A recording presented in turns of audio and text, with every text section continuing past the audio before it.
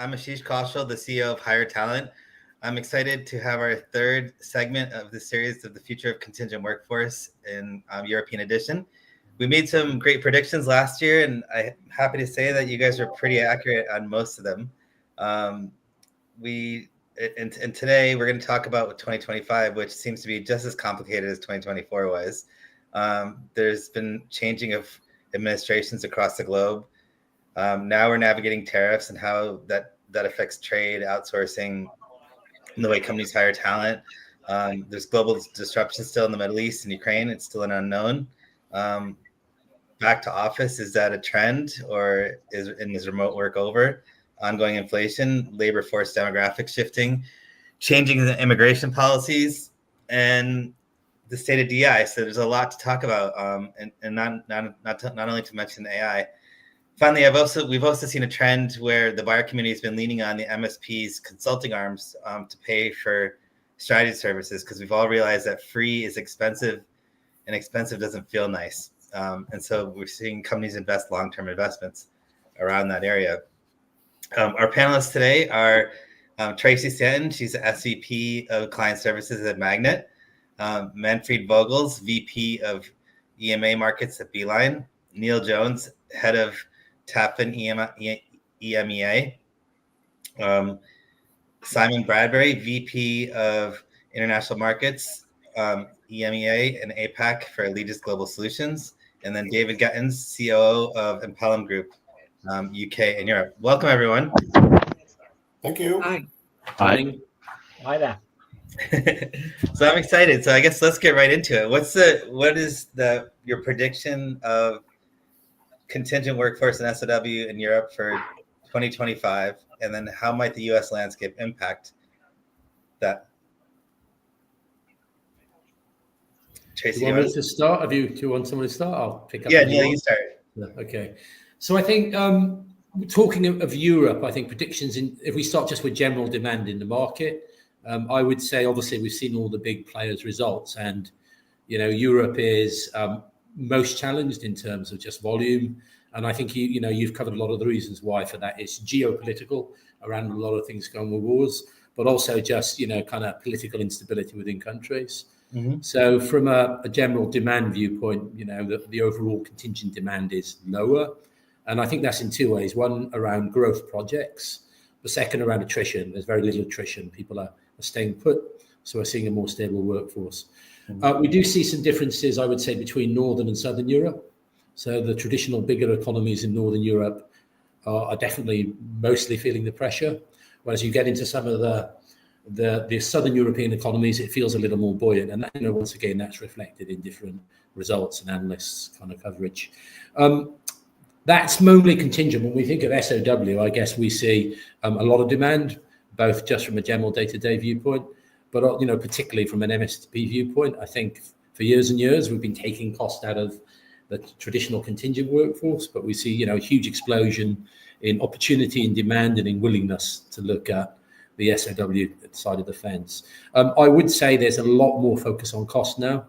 So from a customer viewpoint, particularly in the MSP world, we're seeing more appetite to geographically expand, more appetite from a product viewpoint, from contingent to SOW.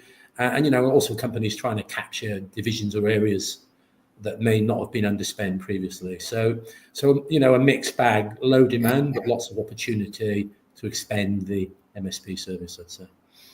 Absolutely. And Simon, your thoughts? Yeah, so I mean, I would pretty much echo what Neil's saying from a geographic perspective and that kind of thing. I would say that I think there's a little bit of sort of frustration and pent-up feeling from a client perspective, like in the sense that the markets in Europe's been going on in the same way for like an overly long time, and I think there are some people out there that are like really almost like a coiled spring, ready to go and do something a little bit different. We saw a number of changes taking place, like organizations making some changes last year.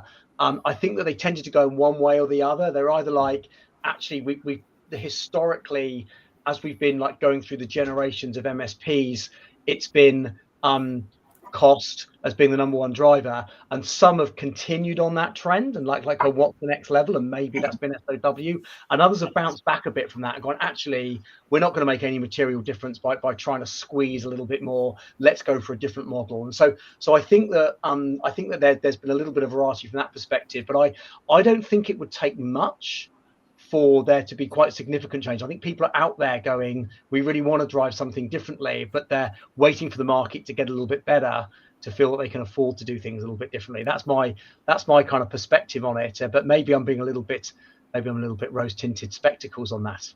No, I mean, I think you definitely have a point, because if you even just look at the market today, the stock market, right? The European market's outperforming the US, which says that there's some pent-up demand that's coming out that we're not really seeing yet. But it's definitely there. David, what are your thoughts? Good afternoon. I think 1 or 2% growth would be fantastic this year. I'll be delighted with that. I don't see it. P1 results for us have been okay, but there's nothing telling me that there's going to be a material change from last year. What I have seen, and I'm thinking about the geopolitical landscape that you mentioned, is that we've got high concentration in STEM, and in particular, some of our defence clients are seeing an increase in utilisation of talent, as you would expect. We're reading the news, we can see that. I think that will continue unless something drastically changes, and maybe Trump gets a deal off. Who knows? But I think the spend in defence and that space will continue to grow. And it's not your traditional skills. We're looking at new skills, the AI. We're going to talk about it, but the cyber skills, big space to grow into. So that's something that we're looking at. In terms of Europe, we're still seeing our customers looking, as Simon said, for lower cost solutions. So challenging us, if they need contingent workers, can those skills or those tasks be delivered in a lower cost geography? I think we're still being challenged with cost and the demand from our customers. They want more for less. Yep, no, absolutely. And Manfred? A lot of sellers already, and we recognize that what we see based on the data coming out of our platform, right, is it looks like since the beginning of Q4, the decline that we had for many decades before that has seemed to come to a stop, right? So the market is not going down further. It looks like it's rebouncing a little bit, especially in the defense industries. I recognize that picture, David, definitely. Also, the financial industry pillar, it looks like it's slowly picking up. And all of the results of the banks are pretty good in that regard. So they still have money to spend, I would say. One thing that I would like to call out from our perspective is that we see definitely the emerging, what I would like to refer to as the mature and immature markets, right? It's interesting what's happening in the mature markets. The Netherlands, as an example, we had an unexpected impact on the labor market due to that the regulators are now more strict on applying a similar IR35 policy that really had a massive impact on freelancers here in the Netherlands over the past couple of months. We also see emerging markets. Poland is an interesting one. Spain is an interesting one. Very immature. We all look very, very cautiously what's going to happen after next week Sunday, when in Germany the general elections are, and what that is going to mean along a lot of axles, right? Not only from okay, is Germany going to rebound economically, but also what is the impact of the new government going to be on the labor market in Germany itself? Because as we all know, especially the European mainland, they are quite influential. So there's a lot of things going on. In general, I would echo what David is saying. From our perspective, a 1 or 2% growth, which I think will more happen towards the back end of the year, would already be quite significant and quite positive. Absolutely. Tracy, what are your thoughts around this? Yeah. Hi, good afternoon, everyone, or good morning. I think 3 months ago, we were talking about, feeling an uptick, that we had all experienced some stability in the market wherever you were across the globe, and that we were looking forward to FY25, and that we saw some, growth numbers maybe bigger than the 1 or 2% that might feel good right now. But it does seem every day we're kind of faced with a new piece of news that kind of challenges kind of your beliefs. So we certainly, conversations over the last, I would say, 4 to 6 weeks, there's certainly more uncertainty, there's more doubt. I think businesses are feeling more paralyzed again, as in, which way do we move, for all the reasons that everyone kind of has discussed. I think we're right. Some of the industries that are, are earmarked for growth. I think obviously the technology, IT sector, which we'll talk about, the kind of AI, defence, unfortunately, but defence, some eye-watering dollars needed in defence, particularly in EMEA, listening to the latest news. Sustainability is an interesting conversation I was having only yesterday. Like, is that off the table? Where are we with our kind of green energy across the globe? What does that mean for the worker, and maybe some of the reasons they go to work, where that's the priority? So I think that's a big consideration. And kind of the DE&I conversation around what's happening there. I think that's just going to be a shift towards maybe how we talk about it, how we describe it. It's certainly not going anywhere. And I think it was Manfred was just talking about all the elections coming up.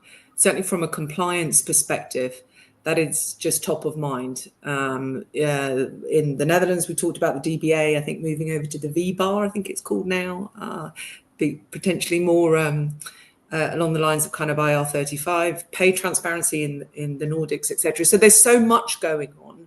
It's very difficult to predict.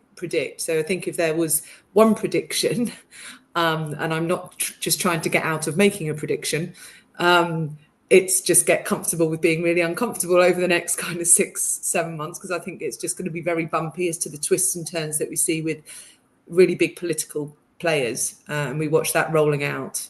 You mentioned the tariffs. I think that's got a big play for us in Europe. Yeah, no, absolutely. I mean, I definitely think it's going to be choppy as well. Simon, do you think SOW is going to have a big role in EMEA and APAC markets this year? It was hot last year. I think so. I'm just gonna come back to what Tracy was saying there, because Tracy, you're so right in terms of the way you've summarised the last few months.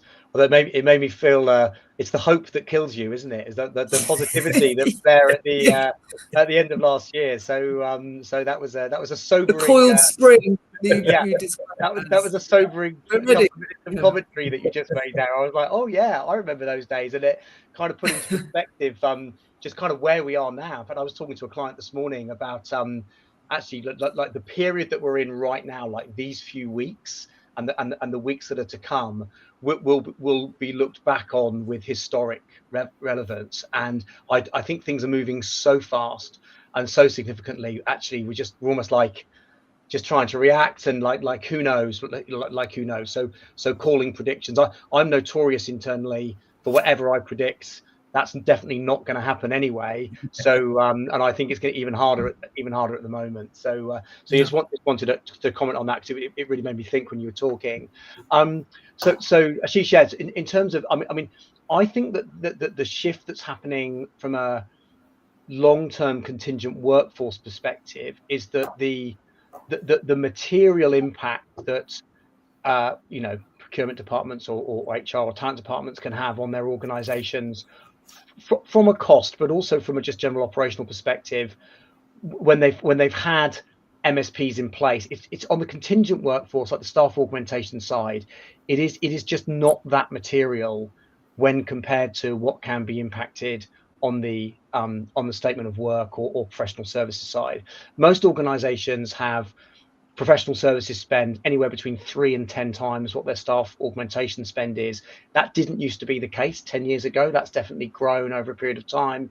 And that the professional services areas is an area which generally speaking doesn't have competition at the point of purchase. There might be rate cards in place, but for probably about 90% of the engagements, there's no competition at the point of purchase for most major enterprises. And it's also the area where AI is having the biggest impact, because AI tools that are kind of impacting human selection decisions in traditional recruitment, be that permanent or non-permanent, it's very, very controversial to have AI in play. Organizations are nervous about how algorithms might, even if they can't see it today, something might come out of the woodwork that there was an algorithm that was creating bias. There have obviously been some historical examples of that, which have created BBC documentaries, etc., and it's become very, very high profile. It's far less controversial for the services side, for statement of work and services, where you're effectively, improving the efficiencies of processes and making company selection decisions rather than human selection decisions. So for all of those reasons, I think we're already seeing that, but this is the big area. I would say almost every organisation that's considering a change in whatever that change may be, in terms of their non-permanent workforce, they're either incorporating a big shift from statement of work and services, or they're saying that's coming next. So that's a bit of a long-winded way of saying yes, I definitely think so, but hopefully there's some data points there to back that up. Yeah, no, that makes sense. And honestly, the MSP spent so much time in getting efficiency out of the contingent side. I think the bigger opportunity is definitely on the SOW side. Neil, what are you saying in terms of trends as well? I think similar. Definitely a much bigger appetite. Traditionally, there's been a lot more nervousness around bringing SOW into the scope of programs. We see that in the kind of penetration rates, but definitely a big pickup. And I think, to Simon's point, that's partly driven by technology, in that now they see there's more tools out there that can make a difference. And, specialist third parties have the knowledge of these tools and what we can do. So we absolutely see, much more interest in SOW as an opportunity. I still think a little bit of debate work to be done around scope, because whilst procurement functions are willing to outsource it, they still want a big say and maybe to own part of the process. So I think it's not a case of procurement are now willing to give up SOW in its entirety. They're trying to figure out how outsource providers may help them and where help them, and technologies definitely an area. I still think there's a bit of nervousness around, while everyone sees the value of AI in SOW, but a nervousness around, the kind of guardrails and, lots going on there around information security and things. That's part of that. But, generally, without a doubt, it was our biggest growth area last year. We see a lot more kind of interest in it this year. And it's just, how we work with procurement to drive that through. And traditionally, we saw it as more of a US thing, but lots of European clients definitely interested in it now. Do you all see more supplier buy into this as well? Because I know that one of the reasons probably it was hard to get your arms around it was because there's a lot of suppliers who had access to senior leadership, which would say, well, don't put me in this program. I want to be managed directly. Like, is there more buyer buy-in, or is there less supplier resistance around that? It's still two-tier. I think you've got the really big players that is still a battle that, the customer might try and keep out of scope, versus, the long tail or the kind of mid-sized companies. So it's definitely a different level of change management and executive buy-in, depending on the organization and the spend profile, I think. So if I was a buyer, what are some ideas or techniques I would do to make sure I get those in the program? This is open to anybody. Any pointers? I think we have to broaden the stakeholder map, because, what you won't do is get those companies into the program just from a relationship with procurement. So it's building relationships with, the finance functions, the technology areas. So it's a much more complex stakeholder environment to push the change than just procurement, I think. Yeah.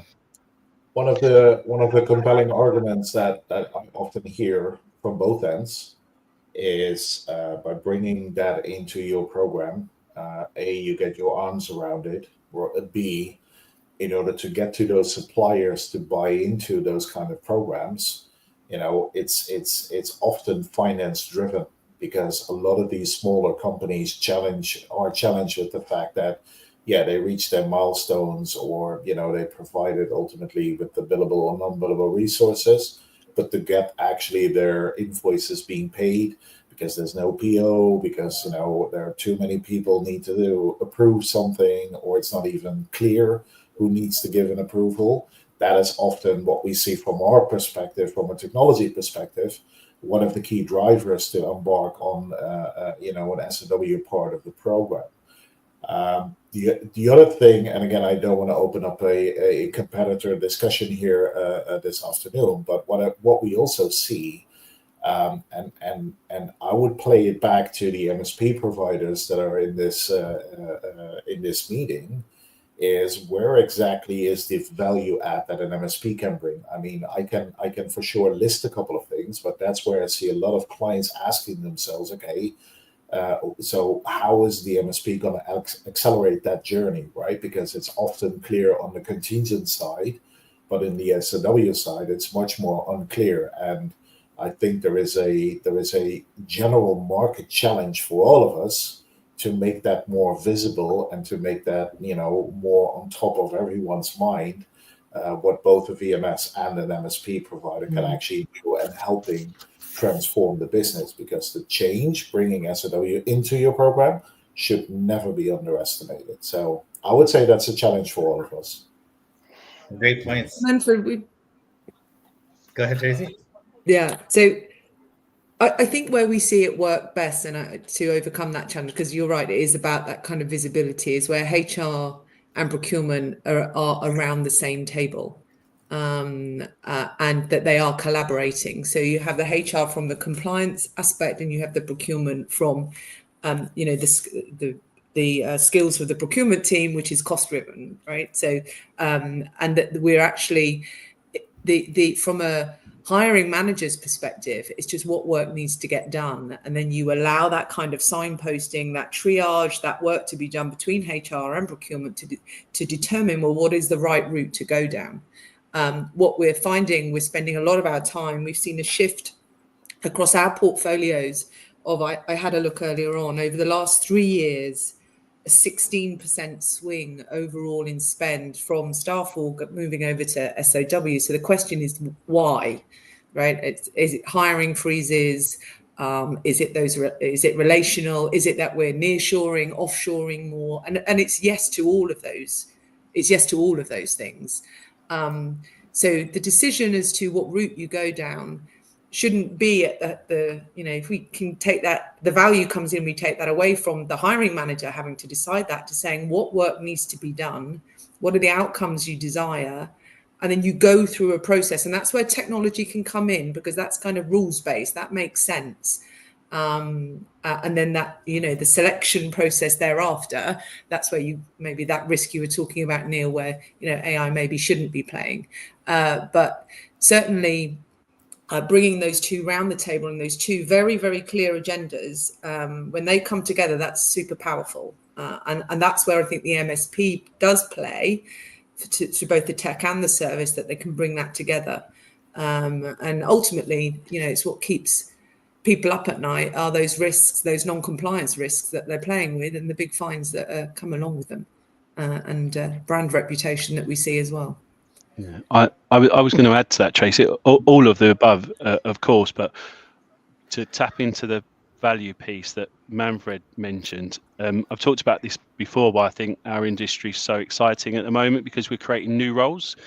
And certainly we've got phase one of SOW, get your arms around it, get some compliance, profile management in faraway lands to ensure our customers know what they're spending their money on. And then the second piece is the value. So in our organization, we've now got procurement professionals. They're not recruiters, they're procurement professionals helping our customers buy better. And I think that's really interesting for our industry. And it absolutely, Tracy, comes from tasks being done. If it gets triaged down that route, well, our customers saying, okay, you've got all this spend under management. What are you going to do with it now? You've done the easy part. You've got it all under management. It's through the VMS, brilliant, through the platform. But how are you going to help us buy better? And I do believe, just tie it all in, we have customers that have strategic relationships at a really high level, we're never going to touch those yet, because that's strategic players for those guys. But they have a long tail, and they don't want to be dealing with that, and we can deal with it. And then there's some stuff that we can do as well, where if we're doing it across multiple programs, we can offer the supplier, through the supplier lens, better access to more opportunity, drive costs down through opportunity, and we can leverage that for our customers. So it creates an ecosystem where actually all parties can benefit. And again, on a platform, we can get some good data and make some informed decisions. But for me, I think the future in this space is the value layer. So what? You've got it under management. What you're going to do with it now? And I think that's really interesting for our industry. Yeah, I agree. And David, those insights you get from the tail, you can then challenge the assumptions of those strategic partners and players, and provide, our customers with insights to improve those relationships, even though they might not want to come into the program. There's a lot of value you can add, or we can add. Yeah, I think everyone touched on kind of data and advice and that kind of thing. What we really see a big interest in is what we call channel advice, where customers want to know, what's the right way to buy. Is it SOW? Is it contingent? Is it something else? And what's the right place to buy them for cost and quality? So that's definitely, for us, a surge of interest around taking a more holistic view to external talent, rather than just putting in buckets. So I think that whole channel advice thing and some of the things happening in technology is something customers are really interested in at the moment. Yeah, I mean, I think it's better. You guys basically manage how work gets done, right? And what the decision tree process is, whether it's SOW or contingent, you get efficiencies if you let that all be managed under one umbrella. But speaking of that, David, you hit on procurement services in your last discussion. So I'd love to get everyone's perspective on where that's going and how the MSP is bringing that to the market. I'll start if you want. I'll make a bold statement. I think if you're not offering SOW services, be service procurement or even delivery of certain services, and which we do it in Pelham, is if you can't offer that, you're going to be at a disadvantage when the MSP tender comes out. Mm-hmm. So in terms of our procurement stakeholders and buyers at the moment, I think, and I know you're going to touch on this in terms of total talent management, but they may be buying one particular category, but the ask to differentiate yourself from your competitors, what else can you do? Can you do services procurement? Can you do total talent management? Can you give me access to new channels of getting work done, to Neil's point? And can you advise where the best channel to get that work done is? I think that's what our purchasing stakeholders are asking at the moment. Absolutely. Simon, your thoughts? Yeah, so absolutely, it's a huge area. I think that it's developing. So, for example, the which. So you've got to be able to demonstrate that you can add value, because what the reason that organizations go to services provider is because it's easy, right? It's a bit more expensive, but they don't mind, and it's easy, and they kind of know, and also like kind of lower risk. What they don't want is an extra link in the chain, an extra link in process that's going to make things harder for them. So that's where the kind of the value add. We're going to make things easier for you, not harder for you, and this is how. So I think that's an important part of it. An example of where I think organizations have gone down a particular path and beginning to see a bit of a question being asked would be the distinction between decision tree and triage. So historically, decision trees have been brought in to basically facilitate, like try to minimize misclassification and get work to be done in the right way, a la organizational policy. But decision trees are, one of my team famously said internally a couple of years ago, the problem with the decision tree is that a 5-year-old can game it on their second attempt. and it's just and that's basically the challenge, because the decision tree theory is that it doesn't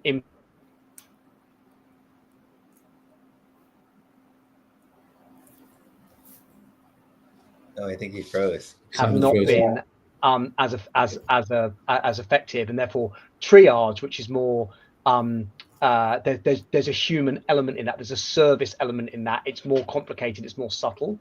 I think that's becoming a more important element for client organizations because it talks directly to the value add. Absolutely. Anyone else have any thoughts to add to that?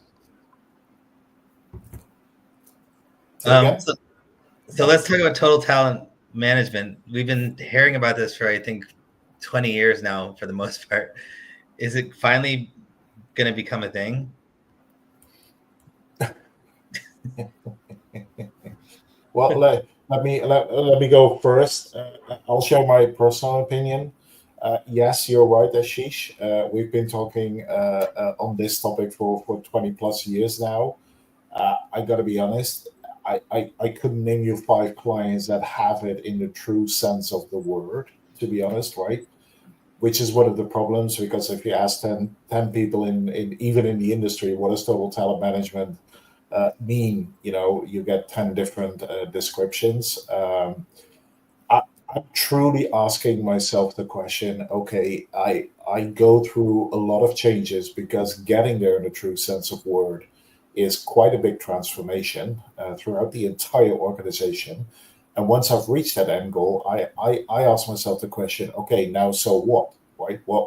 What's the benefit that I get out of it? What works better now that needed some fixing? And I struggle with the idea of actually pinpointing what that is. And yes, I obviously know all of the reports and all of the slides that I've seen over the years, even from my own internal organization. My perspective, but that's a personal one, is it's some elements are definitely great when it gets down to total talent acquisition, right? The triaging, making the right decisions up front. Hey, I need to get work done, and what is the best solution? But the ultimate goal, I'm not so sure. The fact that we're already speaking about it for more than 20 years and not that many clients have actually gone through that journey tells the story that we might need to rethink what we want to achieve in that regard. But that's I might be off, but that's my personal opinion. I would absolutely agree. I think, I sometimes I feel like I'm too old because I'm hearing the same chats 20 years ago as at the early stages of this. I think there's 2 things that haven't fundamentally changed. We still haven't got systems that necessarily provide a true end-to-end solution across contingent and talent acquisition perm. So I'm not sure the technology landscape's completely right for it yet. And we're still kind of playing a bit of a marriage guidance role between HR and procurement. I think, the rise of strategic sourcing and there being more links is definitely better, but are we moving to a true total talent world? I would still be, in Manfred's camp, is a little bit cynical on whether that's really happening. What I do see is two things though. One, customers are interested in what I call a total talent gateway, whereas they might want different partners and different models to procure talent. They are more interested in an enterprise view of what's going on. So we talked about channel advice. In some of our programs now, we've got tools that are going across SOW, contract and perm, both internally sourced and with different suppliers. So we definitely see this concept of what I'd say is a total talent gateway, where customers want a kind of enterprise view of their talent, but then going to full kind of joined up outsourcing, I'm not so sure. And then I think on the second side, for me, the kind of version of total talent wherein is more, we see much more alignment between an enterprise view of, services, SOW and contingent. I'm seeing much more of a holistic view. Yeah. So maybe 2025's view of total talent is that much more, enterprise view of procurement services and contingent for me. Perm still not really joined in too often. And by the way, I love that this question brought smiles to everybody. Yeah, because I think, like Neil, I'm wondering if I've just been around a little bit too long to kind of hear the conversation. But it's the availability of the right talent at the right time with the right skills is still, that's the golden nugget. That's what we're all looking for. But I think of a word that's come in more and more so is agility. So this is about really the profile of the people that you hire and that you engage with, and it's less, where's your qualification, what's your degree in, but it's more about what skills do you bring to the table, and how agile can you be in our environment, right? So, the value, what is the value of your job description? I remember, my first job description, and then at the bottom it would say, and anything else you're asked to do by your line manager, that was your job. That was your job description. I think that's more and more true now than ever, or true today than ever, I would say, in that we talk about the career matrix. You move around from role to role. You move across an organization, you move up an organization, you might go deep into one subject and one skill, thoroughly enjoy that, and then find yourself in a completely different role, but using those skills as a foundation. And I think that's kind of skills agility is what organizations are trying to aspire to. And if you can do that across the whole landscape, and Neil, that total talent gateway that's exactly what you're looking for. It's, how have people learned their skills over the years, through alternate, are they called stars in the US? Is that what you call this, the skills from an alternative route? I can't remember what the acronym is, but, there's many ways that you can look at total talent management and how you map that. So the route into the organization needs to be, multifaceted. Whether you're a contract worker one day, an intern, you're on an apprenticeship, there are many routes in, and I think smart organizations will look to use all of those levers. Now, if that's what total talent management is, then that's the definition for that organization. So I don't think that one maturity model, it doesn't mean the same. There's not one road up, one path on that maturity model, and the end goal can look a little bit different. Absolutely, those are great points. And Simon, your thoughts? Yeah, so just to go on a bit of a tangent for a second. I don't know if any of you have read the Hitchhiker's Guide to the Galaxy book series. I read that was many years ago, before it even started in the industry. Well, one of the books in that series is called Life, the Universe and Everything. And in that book, the answer to life, the universe and everything is 42. And then they realize at the end, if the answer is 42, what was the question in the first place, right? So that's the kind of point in that book. And I think that applies to total talent management, because if total talent management is total talent is the answer, what was the question in the first place? And I think the problem is that we look at it through our lens in our industry perspective, where it makes more sense, because it makes sense to total talent makes sense to us in our organizations, because it's basically an expansion of scope.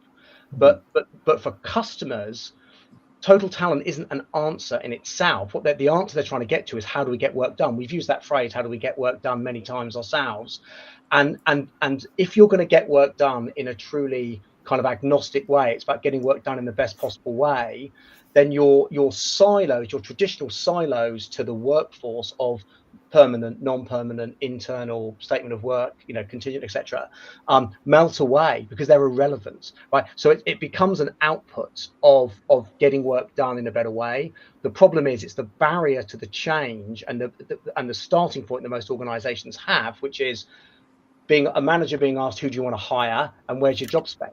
And what needs to happen is that needs to break. We need to realize that actually a job spec is a terrible place to start when it comes to actually going and hiring people, because it means that you're stuck repeating the mistakes of the past.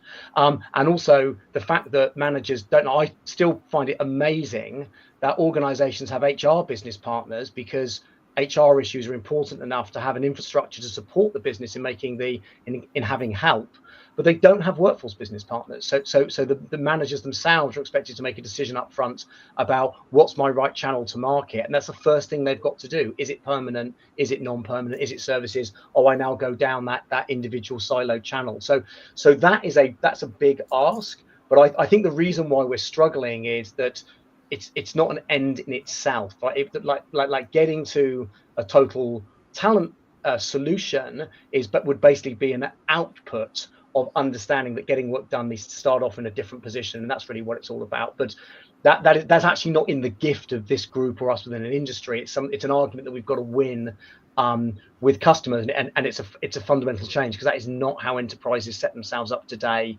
in the vast majority of cases. So you bring up so does it really start with where the decision tree sits, right? It does to a certain extent, but it's also just like fundamental process. Like companies are just set up in a way. Like, imagine if you said to a company, okay, we're not gonna hire using job specs anymore, right? We are going to hire using success profiles as an example. Our starting point is going to be what's going to make this work be done successfully. That's going to be our thought process. We're not going to start with who do you want to hire? Let's go and hire that person and let's make that match. It's a completely different starting point, and the knock-on implications of that go to the infrastructure of organizations. And I think the reality is that we as an industry have got to facilitate that and make it easy. And often these big enterprise-wide kind of HR-driven initiatives there's something that kind of has to win the argument with a big budget across the whole organization. And I think the reality is this is something that needs to start in a smaller area. You need to get some quick wins, and it needs to become something that's more organic, and then goes on from there. But I think that's I use this example occasionally, the QWERTY keyboard. The QWERTY keyboard's been around for 150 years. We all still use it. There are other keyboard layouts which are 30 to 70% more efficient in the English language, and yet everyone still uses QWERTY because change is hard, right? Think how hard it is to get 30% efficiency in any given scenario. Well, it's there in front of all of us, but no one goes down that path because we just don't make the first step in change. So I think that this is that's a little bit where we are from a workforce industry perspective at the moment, is that there is obvious change in front of us that needs to happen, but actually getting that, it's a different starting point, and leaping from where we are today to there is just too hard, so no one's doing it. Okay. Where we have seen kind of a fledgling move is that a lot more customers coming to us saying, what's the kind of right buy build mix? What are our competitors doing?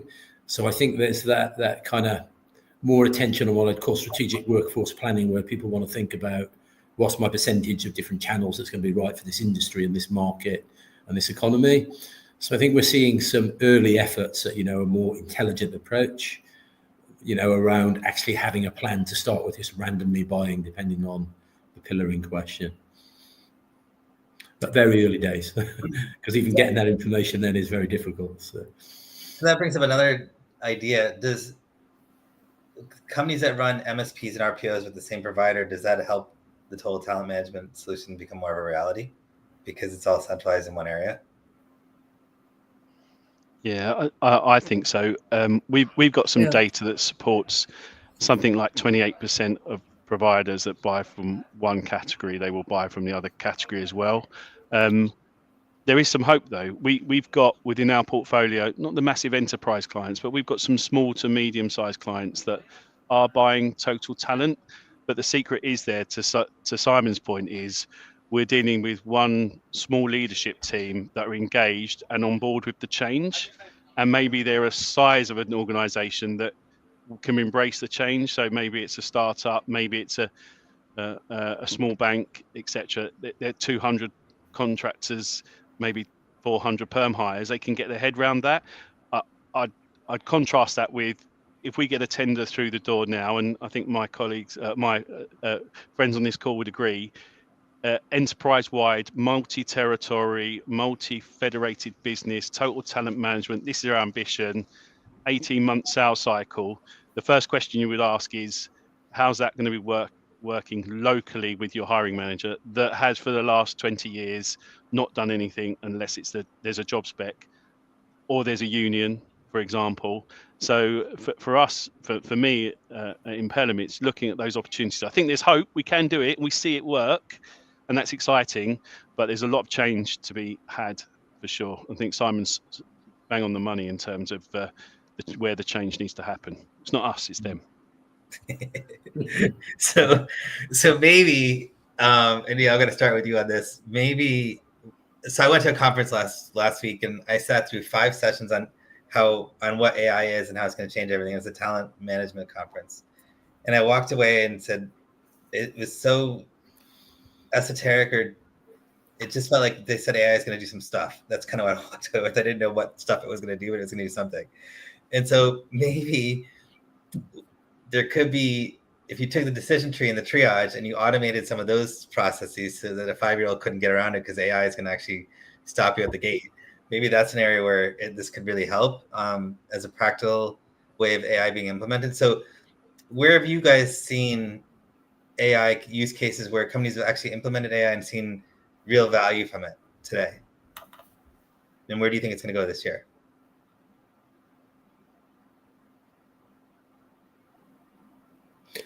I think we're in the beginning of what I'd call use cases. So I was at a conference last week where the customer feedback was it's all AI still concepts, where's the hard tangible evidence, where's the really great demonstrable case study.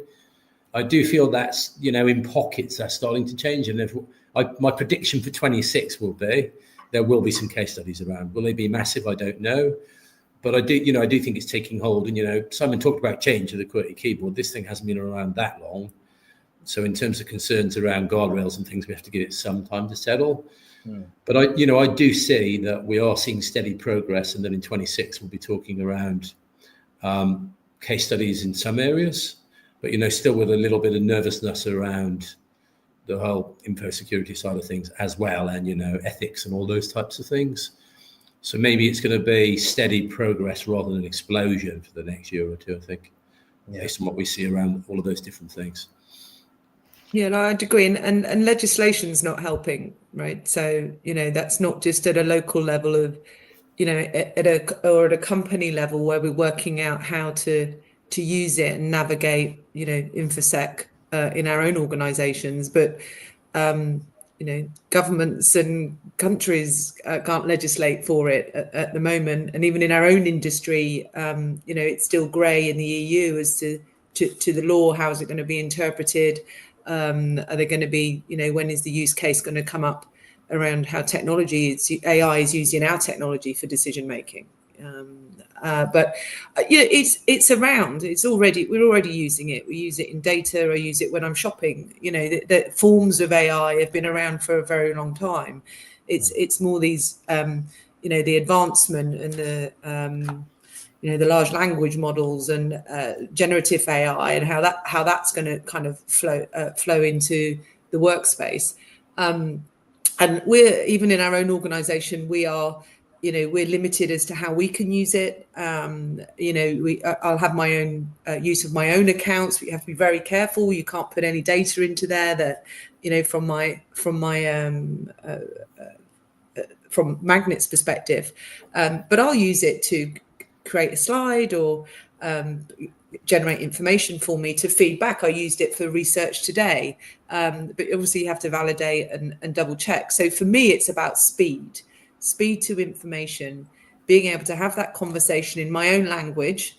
So it knows the questions that I've asked. It knows what I've asked before. It's starting to learn about who I am. And I think if companies can get that right, if you think about the amount of time spent just trying to dig out, I don't know, compliance, because that's a big topic for us, and an ever-growing team staying on top of, changes around the globe with the changes in compliance. How can we use, our AI tools to bring that to the surface, what's important and relevant to our customers? If we can start to join those dots and open those gateways, then, you'll get some real used cases of how we're helping companies speed up their decision making. Where do we go and land and expand, right? What are the barriers to entry? What are the things we need to think about? I think they're kind of some really exciting use cases that I think we're on the cusp of. I think some of the investment dollars now going in on the US side, obviously the race with China, that whole, I can't remember that. I'm trying to remember the name of the app that's got the little whale that came out, and now I can't remember it. Thank you. I could just see the whale. That's exciting and scary at the same time, whichever side of the fence you're on. We've got a fast race going on. So, where's that going to lead us? Where will it land? Who knows? Do you feel like the back end operations and processes can be quick wins? Like, for example, intelligent scheduling or matching invoices or doing audits. Yeah, but I think we're doing that today. I'm not sure that's new. I kind of liken that to kind of RPA, reconciling, you used to have people sat there reconciling, bank statements to, check a payment's gone out. I mean, I think that's already happening. If you offshore or nearshore, whatever, if you can go to services provided, they put technology in instead of, that's what you're investing in. I don't want to build those bots today myself. That's not what we do, but I'm actually going to go to an outsourced provider who will actually build that as part of the solution. I might have got 10 people before, but now I've got 100 bots, but different sort of outsourcing. I think I spoke to you the other day, Ash, about we had startups come to do some pitches to us recently, and there were 7 companies startups that came in and said, if I were Magnet, this is what I'd be doing. And they pitched AI assistants. So when you get, we're looking for this type of work to be done, why do you always offer humans? Why aren't you just offering lots of AI assistants? And I think we looked into that, and then there are companies now doing that, right? Absolutely. So we just got to think differently. But a lot of what you're talking about there is it already existed and has been around for a while. Yeah. Tracy, I think you're right, Tracy, because look, our margins are not going up. Yeah, we're in a very mature business, so I think to our credit as an industry, we've had to adopt automation probably sooner than some of our other industries. So we're doing a lot of that already. I'm from a tech background, yeah. So something that interests me is people talk about AI and stuff. Have we got many AI jobs in live at the moment for our customer base? No, we haven't. What we've got a lot of is data jobs, yeah, because if customers can't get their data in order, then the AI doesn't work. And what's really interesting for me is that the larger the enterprise, the harder it is for them to get their data in order. So you've got not only the fact that, especially in financial services or defense, don't really want to use AI. It's got to be tested. It's got to go through compliance. But even if we did get it, we as an example, we've bought 15 banks over the last 20 years and we're on 15 systems. There's no way that all the systems are going to be able to talk to each other. So it kind of comes up against some other barriers. But for me, absolutely, I'm going to be bold here. AI is going to be a big part of our world in the next 3 years. And I think amongst us in this industry, the people that embrace it and get it on board the soonest will survive. And those that don't will be behind. And I think the other interesting thing is we're all getting this at the moment. If you put a business case in, or a customer says, I've got a business case to do this, it's got AI in it, the CEO signs it off straight away. Yeah, we want some of that, not really understanding what it is. And yeah, you're absolutely right, Tracy. RPA, and we've got AI assistants, generative AI, and then we've got agents as well. So it's all just snowballing now. But I think we should take some credit. We automate and we do a lot of interesting stuff because we have to stay cutting edge to be in the game. Yeah, wonder whether some of this is actually generational, just to kind of challenge on that. And I saw a presentation that said 64% of CEOs have imposter syndrome with AI.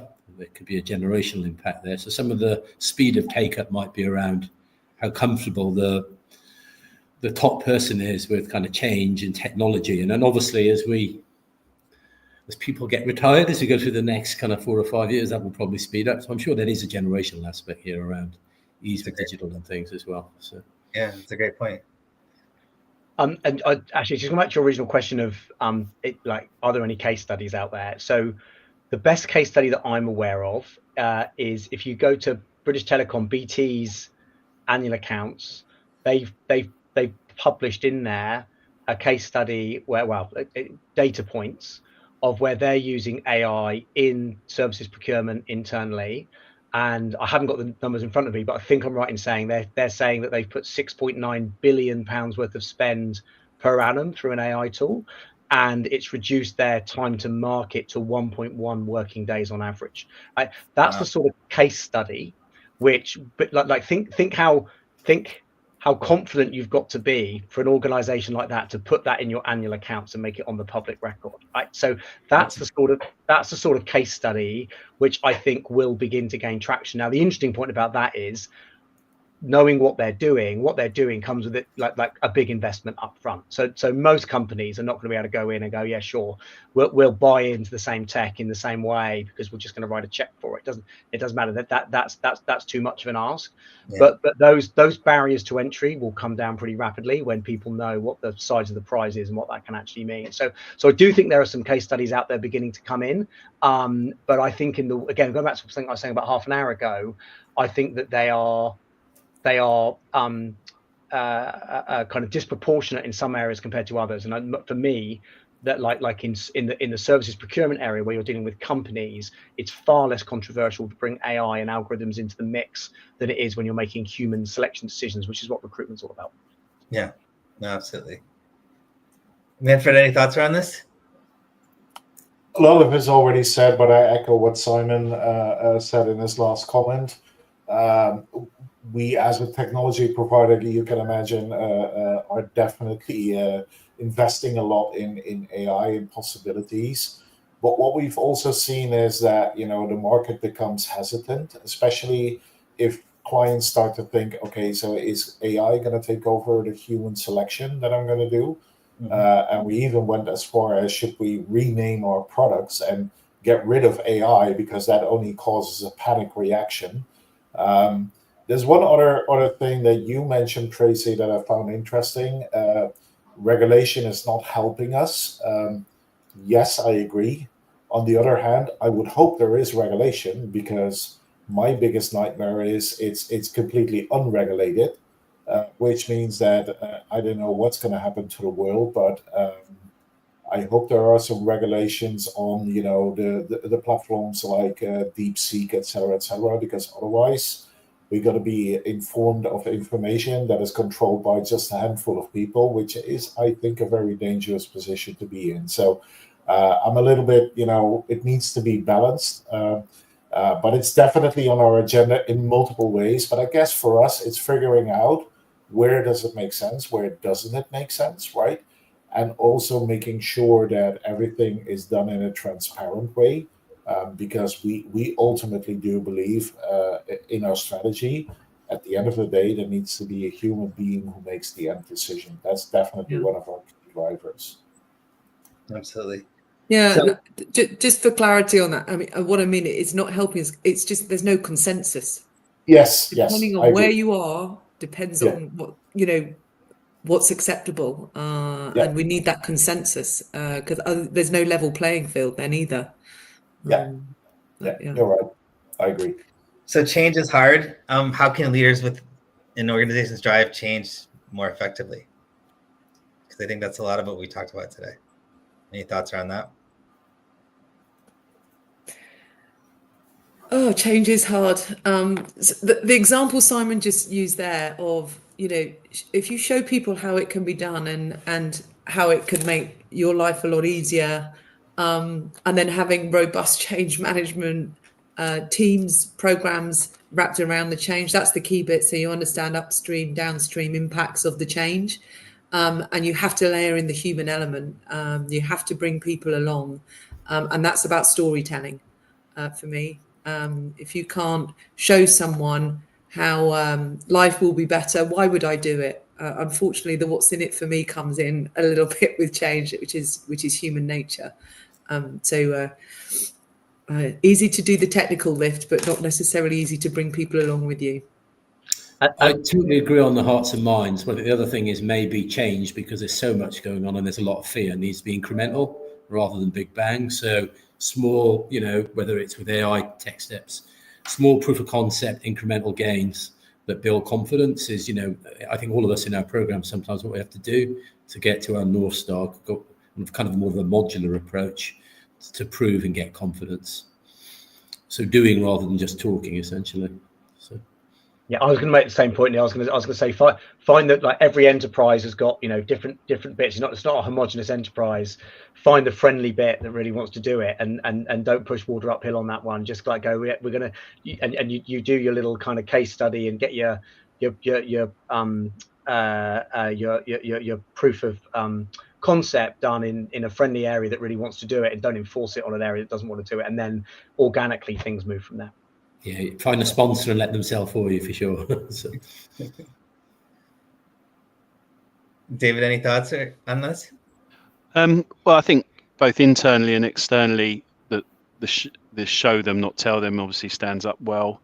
But I think some authenticity to everyone, say change is a constant now. And Tracy started the session today with that. And I think it's fitting that we come towards the end of the session and talk the same. But if anything I've learned over the last 3 to 5 years is that we are just going through constant change. And when we look to hire people, one of the questions is how do you deal with change? Obviously, if you're comfortable with things being ambiguous and keep changing, you're going to be absolutely fine here. If that really freaks you out, probably not the right place or not the right industry, because it will continue to change. And I don't see anything changing from that constant over the next 12 to 36 months at all. And our customers are demanding change. So we go to an enterprise review with a customer. We've delivered what we said we were going to do. We've added some value. We've done some things outside the box. What's next? What are you going to do next? And that's just the world we live in at the moment. And I think, again, for our industry, I think it's exciting. Absolutely. Well, we didn't get through everything, but I always love these conversations we have with y'all. It's so inspiring, and I love the way that we're all collaborating together on this. So thank you so much, and I'm looking forward to the next one. Thanks all. Have a good day. Thank you. Thank you, everyone.